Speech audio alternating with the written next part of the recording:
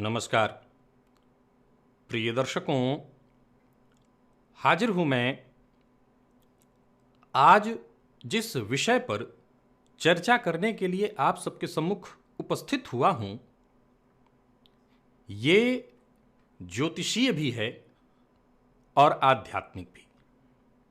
यानी ज्योतिष और आध्यात्म दोनों का मिश्रण है। पूर्व जन्म। प्रिय दर्शकों, ऐसा कोई नहीं जिसकी दिलचस्पी नहीं होती कि वो अपने पूर्व जन्म के बारे में जाने, और विशेषकर अगर वो व्यक्ति सनातन धर्म से जुड़ा हुआ है, क्योंकि सनातन धर्म पूर्व जन्म को मानता है। और जब हम ज्योतिष को मानते हैं, ज्योतिष को समझते हैं, तो भी हमें पूर्व जन्म को मानना पड़ता है, क्योंकि पूर्व जन्म के कर्म ही इस वर्तमान जन्म में हमारे लिए हमारा भोग बनते हैं। जो सुख और दुख हम भोगते हैं वो हमारे पूर्व के प्रारब्ध ही हैं, हमारे कर्म ही हैं। अब ये ग्रह भी, जो नवग्रह आप देखते हैं, ये दर्शाते हैं जन्म कुंडली में। इनकी अवस्था से ये ज्ञात होता है कि आप जो दुख भोग रहे हैं, आप जो सुख भोग रहे हैं, इसके पीछे प्रारब्ध में आपके पूर्वजों के द्वारा, आपके द्वारा किया गया कैसा कर्म है। यानी वो कौन से कर्म आपके पूर्वजों ने किया या कौन सा कर्म आपने किया जिसके चलते आप सुख या दुख भोग रहे हैं। प्रिय दर्शकों, सबसे पहले तो मैं प्रारंभ में ही बता दूं कि आने वाले दिनों में राशिफल में भी जरा सूत्रों को आप सुनते रहिएगा, क्योंकि आने वाले दिनों में मैं पूर्व जन्म से संबंधित कुछ विशेष तथ्य लेकर के आपके सम्मुख उपस्थित होता रहूंगा। हम सब अपने इस जीवन काल में जो भी कष्ट भोग रहे हैं वो केवल जरूरी नहीं है कि हमारे ही प्रारब्ध हैं, ये हमारे पूर्वजों के भी प्रारब्ध हो सकते हैं या हैं। इतनी बात आप एक राशिफल के सूत्र में मुझसे सुन चुके हैं। अब आइए मैं इसका विभाजन करके आपको समझाता हूं। और जैसा मैंने कहा, आज का ये कार्यक्रम ज्योतिषीय तो है क्योंकि ग्रहों से जुड़ा है और आध्यात्म से भी जुड़ा है। आध्यात्म को पहले हम रख लेते हैं। आत्मा, ये तो हम सभी जानते हैं कि ये जो मैं बोल रहा हूं ये आत्मा है, ये शरीर नहीं है। और मूल रूप से हम वही हैं, हमारी आत्मा। हमारे भीतर वो जो प्राणवायु है वही हम हैं, मैं हूं, आप हैं, ये शरीर नहीं। तो ये शरीर किसका है? वर्तमान हमारा, लेकिन देखा जाए तो हमारे पूर्वजों का भी इस पर अधिकार है, क्योंकि हमारे दादा दादी, माता पिता, पितामह प्रपितामह इत्यादि जो सभी हैं, उनके भी रक्त इत्यादि का हमारे में समावेश है। तो ये शरीर वर्तमान में हमारे पास है, लेकिन इस पर उनका भी अधिकार है। अब ये शास्त्रीय नियम है कि कई बार पूर्वजों के द्वारा किया गया अपराध, गलत कार्य, अच्छे कार्य, जरूरी नहीं है कि कई बार आपने अच्छे कार्य किए, कई बार आप कहते हैं कि मैं बहुत अच्छा कर्म कर रहा हूं लेकिन फिर भी मुझे अच्छा नहीं मिल रहा। तो अगर आप अच्छा कर रहे हैं, ऐसा आपको प्रतीत हो रहा है और आप सचमुच का कर रहे हैं, ईमानदारी के साथ कर रहे हैं, तो यह बात सत्य है कि आपके द्वारा किया गया सद्कार्य व्यर्थ नहीं जाएगा। अगर आप कष्ट भोग रहे हैं तो वो सद्कार्य कहीं ना कहीं आपके आने वाली पीढ़ियों को, यानी उस शरीर को जो अभी अपरोक्ष रूप से आप में विद्यमान है, भविष्य में वो प्रत्यक्ष होगा, यानी आपके बच्चे के रूप में, आपके पोते के रूप में, और उसको मिलेगा। तो वैसे ही अगर आप कोई क्रूर कर्म, जघन्य पाप कर रहे हैं, हो सकता है आप उस पाप का भोग न कर रहे हों, लेकिन वो आपका परोक्ष शरीर, अप्रत्यक्ष शरीर, जो अभी सामने दिखाई नहीं पड़ रहा है लेकिन भविष्य में आएगा, वो आपके पुत्र के रूप में, प्रपौत्र के रूप में, पौत्र के रूप में वो आना ही है और फिर उसको भुगतना होगा। जब हम मृत्यु के पश्चात नए शरीर के लिए, या यूं समझिए कि नए शरीर की हम तलाश में होते हैं, यहां पर मेरा ऐसा मानना है कि नए शरीर की तलाश जब हम मृत्यु के पश्चात एक नए शरीर की ओर बढ़ते हैं तो उसमें कुछ हद तक तो हमारा हाथ ही होता है। हमें ही चुनाव करने का अधिकार होता है कि हमें किस गर्भ में जाना है या किसके गर्भ में जाना है। प्रकृति यहां पर, क्योंकि आत्मा स्वयं परमात्मा है, तो यह अधिकार कहीं ना कहीं हमारे पास ही होता है और प्रकृति इसमें बस इतनी ही मदद करती है कि हम उन्हीं शरीरों को चुन सकते हैं। हो सकता है एक जगह पर आपको दिखा दिया जाए कि इतने सारे खिलौने हैं, इन्हीं में से आपको चुनना है।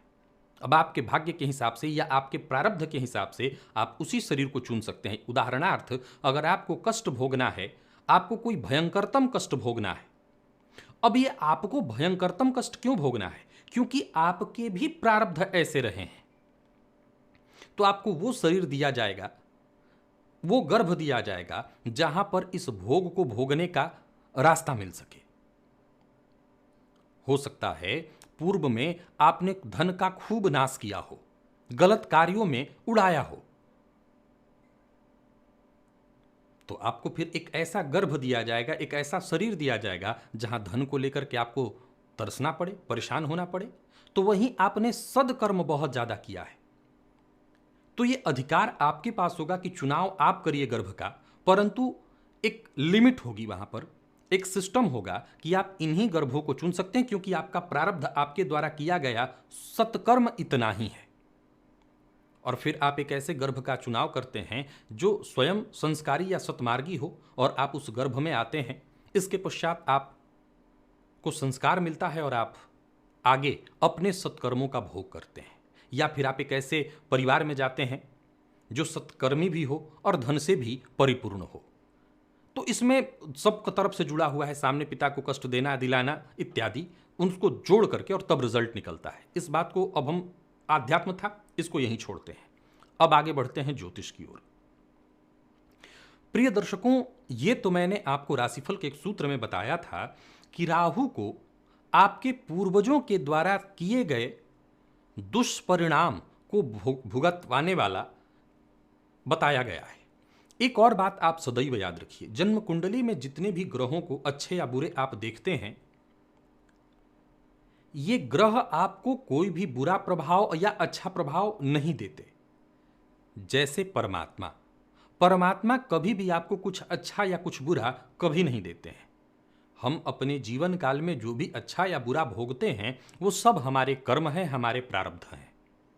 तो ग्रह भी कभी भी, आप कई बार लोगों को मैं बेवकूफ़ी वाली हरकत करते देखता हूं कि शनि ने मेरा सब खराब कर दिया या शनि ने सब अच्छा कर दिया। आप कैसे शनि के बारे में बोल सकते हैं? आपको असल में इस चीज का अनुभव नहीं है, या आमतौर पर आप ज्योतिष को नहीं समझते। ये आईना है, इसमें ग्रहों का कोई रोल नहीं है। आप अगर अच्छी स्थिति में हैं तब भी, और अगर आप बुरी स्थिति में हैं तब भी, दोनों में ही ग्रहों का कोई रोल है ही नहीं। फिर रोल क्या है ग्रहों का? ये आईना है, हमारे द्वारा ही निर्मित वो आईना, जिसे हमारे ऋषियों ने हमारे लिए सुलभ कर दिया कि हम उस आईने को देख सकें, हम उस खजाने को देख सकें कि उसमें अच्छा कितना और बुरा कितना, हमने कितना बनाया है, हमारे पूर्वजों ने कितना बनाया है। हम जिस घर में आए हैं, जिस शरीर को हमने, जिस गर्भ को हमने चुना, उस समय हमारे मन में, हमारी वो जो प्राणवायु थी, उसके मन में क्या था, उस प्राणवायु ने क्यों इस शरीर को चुना। ये गंभीर विषय है, ये काफी गंभीर है। जाहिर सी बात है कोई संत ही इस विषय पर बेहतर समझा सकेंगे, शायद मैं न समझा सकूं कि आखिर वो कौन सा कारण था, उस समय इस प्राणवायु के मन में क्या चल रहा होगा कि इस शरीर को इसने चुना, इस गर्भ को इसने चुना। चुनाव का अधिकार इसके पास था उस समय। तो निसंदेह ये विचारणीय तथ्य है। खैर, जैसा मैं कह रहा था, ज्योतिष, ग्रहों को हम कई बार दोष दे देते हैं, कई बार हम बहुत खुश होते हैं कि हमारी कुंडली में ऐसा है। नहीं, न तो अच्छा न तो बुरा। जैसे परमात्मा कुछ अच्छा बुरा नहीं करते, वैसे ही ग्रहों के साथ भी ऐसा ही है। ग्रह केवल आईना है। ज्योतिष शास्त्र कहता है कि अगर आपकी जन्म कुंडली में शनि खराब स्थिति में है, यानी नीच राशि में है, पीड़ित, अस्त, मृत अवस्था में है, तो ये आपके पूर्वजन्म के कर्मों को दर्शाते हैं। अर्थात आपके इस जीवन काल में जो कष्ट आप भुगत रहे हैं शनि के कारण, वो आपके खुद के प्रारब्ध हैं। यानी इस प्रारब्ध के पीछे पूर्णतः आपका हाथ है। और राहु को आपके पूर्वजों का कर्म बताता है कि राहु अगर कुंडली में खराब स्थिति में है, नीच राशि में है, पीड़ित स्थिति में है, राहु भी पीड़ित होता है। जिस राशि में बैठा उसका राशिपति नीच हो जाए इत्यादि, ये सूत्र बताया हुआ है, इस पर टाइम नहीं बर्बाद करूंगा। तो राहु भी पीड़ित होता है। उस अवस्था में ये पूर्वजों के कर्म हैं जिसका भोग इस समय आप भुगत रहे हैं। या राहु बहुत मजबूत स्थिति में है, गौर करिएगा, इसके ठीक विपरीत को भी मान के चलना है कि शनि बहुत मजबूत स्थिति में है, यानी आपका प्रारब्ध अच्छा रहा है, आपने कुछ अच्छा किया। क्योंकि हमेशा याद रखिए कि जिस चीज से, जिस भाव से हम आयु का विचार, मृत्यु का विचार करते हैं, उसी से आयु का विचार करते हैं। तो जिस ग्रह से हम पूर्व जन्म के बुरे कर्मों का भोग देख रहे हैं, उसी ग्रह से पूर्व जन्म के अच्छे कर्मों को भी हम देखेंगे। राहु जो ये दर्शा रहे हैं कि पूर्व जन्म में आपके पूर्वजों ने या पूर्व के आपके पूर्वजों ने कुछ बुरा किया और उसका फल आप भुगत रहे हैं, तो राहु का मजबूत होना इस बात की सूचना है कि आपके पूर्वजों ने कुछ बहुत अच्छा किया और उसका फल अब आपको भुगतना है, उसका आपको लाभ मिलेगा।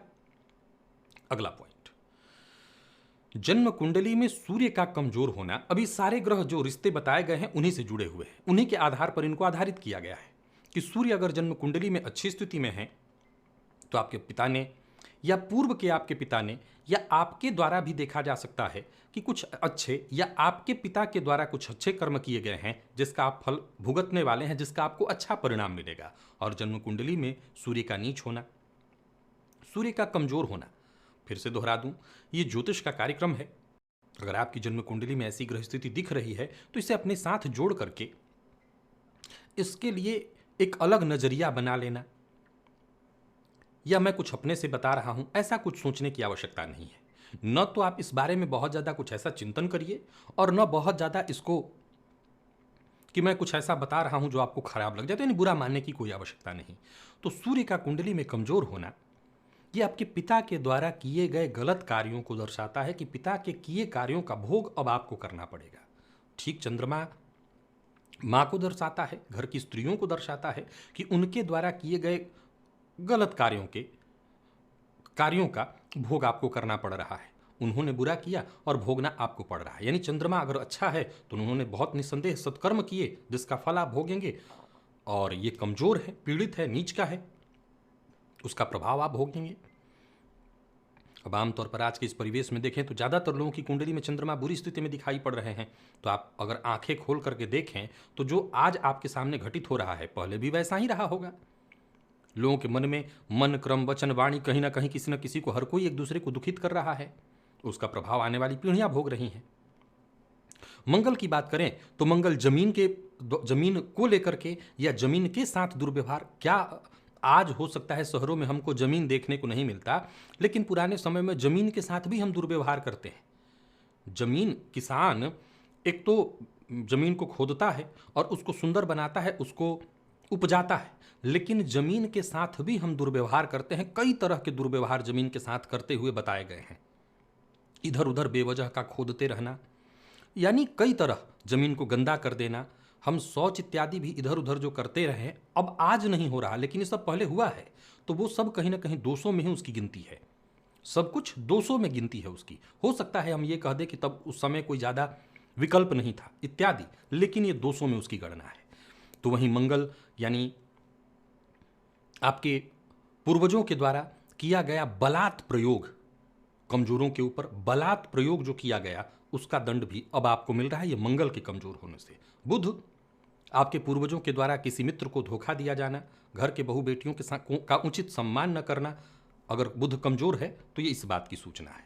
ठीक उसी क्रम से आगे बढ़ जाइए। गुरु, जो बड़े रहे हैं घर में, यानी खुद आपके पूर्वजों ने अपने में ही आपस में जो उनके बड़े हैं उनके साथ अच्छा व्यवहार नहीं किया, ब्राह्मणों के साथ, गुरु के साथ अच्छा व्यवहार नहीं किया, गो ब्राह्मण के साथ उचित उन्होंने व्यवहार नहीं किया, उसका दंड अब आपको भुगतना पड़ रहा है। किया उन्होंने, भुगतना आपको है।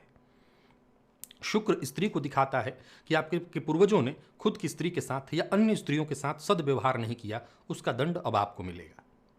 यानी नाभुंक्तं क्षीयते कर्म जन्म कोटि सतैरपि, वो समाप्त नहीं होता।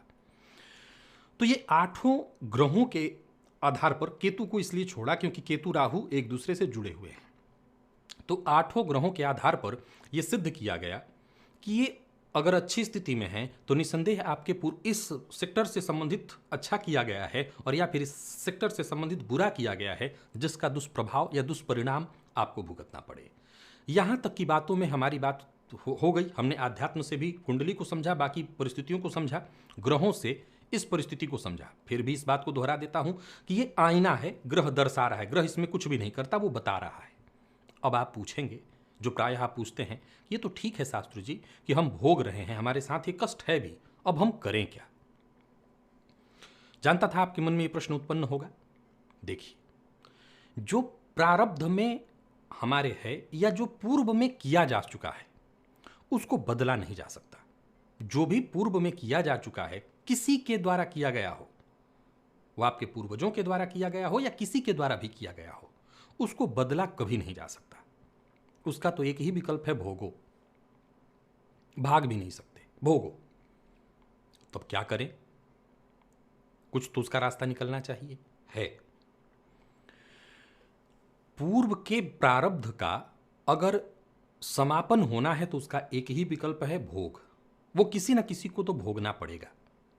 तो वो आप भोग रहे हैं, आप नहीं भोगेंगे तो आने वाली पीढ़ी भोगेगी। ये भी याद रखिएगा, ये भी याद रखिएगा कि आप नहीं तो फिर आने वाली पीढ़ी। समाप्त कर्म का क्षय नहीं होता है, वो भोगना ही है। फिर इसका कुछ तो उपाय होगा, प्रायश्चित्त है। जिस ग्रह से संबंधित आपको कष्ट हो रहा है, मैंने इस सबका विभाजन कर दिया। राहु पीड़ित, तो राहु, अब मान लिया जाए कि पूर्वजों के कष्ट दिखाई कैसे पड़ते हैं। पूर्वजों ने बुरा किया, ये कष्ट दिखाई कैसे पड़ते हैं? सीधी सी बात है, गुरु अगर पीड़ित रहेंगे तो जाहिर सी बात है पीढ़ियां शिक्षा में साक्षर कम होंगी, संतान वंश वृद्धि नहीं होगी, विवाह आदि में दिक्कत होगा। समझ रहे हैं आप इस बात को? हर ग्रह को इतना बता चुका हूं कि मेरे ज्योतिष के जो दर्शक हैं वो भली भांति जान जाएंगे कि क्या क्या आने वाले दिनों में होगा। स्त्रियों का अपमान किया तो आने वाली पीढ़ियों को विवाह नहीं होने को मिल रहा है, सही कन्या नहीं घर में आ रही है। वहीं पति के कारक गुरु हैं तो सही पति नहीं मिल पा रहे, इत्यादि इत्यादि इत्यादि। आप इसको समझिए। ये सारे तथ्य मुख्य रूप से बताने के लिए मैं बैठा हूं, आप इसको जोड़ लीजिए अपने आप से। तो वो आने वाली पीढ़ियां भुगत रही हैं। वहीं कुष्ठ रोग इत्यादि, सफेद दाग इत्यादि, कई तरह के चर्म रोग और कई तरह के कष्ट ये राहुजन्य पीड़ा से होती हैं। पूर्व में उनके द्वारा किया गया जो दुष्कर्म है उसका प्रभाव आप भोग रहे हैं। निदान एक ही है, प्रायश्चित्त। कैसा प्रायश्चित्त, किस तरह का प्रायश्चित्त और किसका प्रायश्चित्त? देखिए, इसके लिए कोई भी एक प्रायश्चित्त निर्धारित नहीं हो सकता, क्योंकि जिन कर्मों को हम कायदे से भली भांति नहीं जानते कि वो हमने क्या किया, ज्योतिषीय चीजों से एक तारतम्य तार जोड़ा कि ये ऐसा हो सकता है, ये ऐसा है तो ऐसा हो सकता है। हमने एक तार से तार जोड़ा है, कड़ियां जोड़ी हैं, लक्षण को जोड़ा है, लक्षण को जोड़ करके हम रिजल्ट निकाल रहे हैं। यानी भली भांति हम उसके कितना दुख दिया। मान लिया जाए शुक्र खराब तो स्त्री को दुख दिया, कितना दुख दिया? क्या स्त्री को जला दिया, हत्या कर दी? हमें नहीं पता, हम किए भी नहीं हैं, हम बस भुगत रहे हैं, हमें नहीं पता। तो हमें पता नहीं, हो सकता है मारा हो सकता है जलाया हो सकता है आत्महत्या करने के लिए विवश किया हो, नहीं जानते, हम भोग रहे हैं। प्रायश्चित्त। अब प्रायश्चित्त के जो रूल हैं, जो नियम हैं, वो कहता है कि सदकर्म करो, तीर्थ यात्रा करो। तीर्थ यात्रा में जाने से, तीर्थ यात्रा इत्यादि करने से, नदियों में, गंगादि नदियों में स्नान करने से आपके दुष्कर्म, आपके पूर्वजों के दुष्कर्म समाप्त होते हैं। तो ये एक मात्र सरल विकल्प है, सरल उपाय है, जिसे करके आप इस कष्ट से, इस परेशानी से बाहर आ सकते हैं। मात्र यही एक विकल्प है, क्योंकि हमें जब पता ही नहीं है कि वो दुष्कर्म या सत्कर्म क्या थे। सत्कर्म थे और हम अच्छा भोग रहे हैं तो हम तो और अच्छा करें और उसको बढ़ाएं, और दुष्कर्म थे, बुरे कार्य थे, तो हमें ये नहीं पता कि वो किस लेवल के बुरे कर्म किए गए। तो एक रास्ता बचता है हमारे पास, ताकि हमारी आने वाली पीढ़ियां बचे। असल में यहां पर इन किए गए दुष्कर्मों का समापन करना इसलिए जरूरी है, चाहे वो भोग के, चाहे पूजा पाठ प्रायश्चित्त करके, ताकि हमारे आने वाली पीढ़ियों को उससे बचाया जा सके। तो एक सरल उपाय है प्रायश्चित्त, और प्रायश्चित्त है अच्छे कर्म करिए। अब वो कर्म आप मत दोहराइए। जैसे शुक्र खराब है तो पूर्व में भी उन्होंने किया और अभी भी आप वही कर रहे हो, तो ये समाप्त तो नहीं होगा, वो और जुड़ेगा और फिर आने वाली पीढ़ियां भोगेंगी, यानी ये चलता चला जाएगा। चंद्रमा खराब है, उन्होंने स्त्रियों का मां का अपमान किया, अब आप कर रहे हैं, ये चलता चला जाएगा। इसलिए मैंने कई बार अपने कार्यक्रमों में कहा कि माता पिता की कुंडलियां ही बच्चों की कुंडलियां साफ साफ दिखाई पड़ जाती हैं। माता पिता की कुंडलियों को देखिए और वहां जो ग्रह पीड़ित हैं वो बच्चों की कुंडली में साफ दिख जाएंगे पीड़ित। ये हुआ क्यों? क्योंकि वो परंपरा को तोड़ा ही नहीं गया, वो परंपरा चली आ रही थी और उसको भोग कर समाप्त कर दीजिए, प्रायश्चित करके समाप्त कर दीजिए। तो आपके पास यही विकल्प है कि उससे संबंधित रिश्ते को ठीक करना प्रयत्न प्रारंभ करिए। वैसा कार्य अब मत करिए। और फिर वही बात कहूंगा कि तीर्थ इत्यादि में जाने से, गंगादि नदियों में स्नान करने से, गोदान करने से इस तरह के जो पापों का प्रायश्चित है हो जाता है। तो आप अवश्य इस तरह के कर्म करिए और अपने पूर्वजों के प्रायश्चित, पूर्वजों के किए पापों का प्रायश्चित करके अपने आने वाली पीढ़ियों को बचाइए। आशा करता हूं आज का ये कार्यक्रम आप भली भांति समझ गए होंगे। हर एक पॉइंट को मैंने क्लियर कर दिया है, क्योंकि मेरे ज्योतिष के जो दर्शक हैं वो लगभग सारे पॉइंट जानते हैं, समझते हैं। बृहद रूप से इसको समझा दिया, आपने समझ लिया। अगर आपकी कुंडली में ऐसा कोई ग्रह है तो न तो इसके लिए आपके मन में कोई कुवृत्ति आए, न कुछ बुरा सोचिए, उसको ठीक करने में लग जाइए। सरल सा उपाय जो भी आपसे बन पाए वो कर लीजिए। इजाजत दीजिए, पुनः मुलाकात होगी। तब तक के लिए नमस्कार।